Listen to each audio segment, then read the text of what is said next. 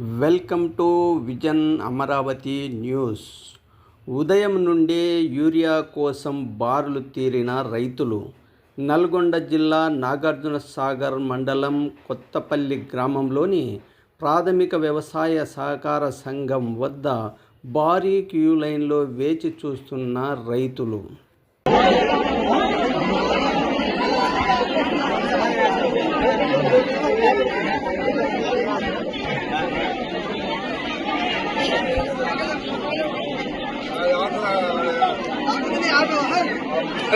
ಅದಕ್ಕೆ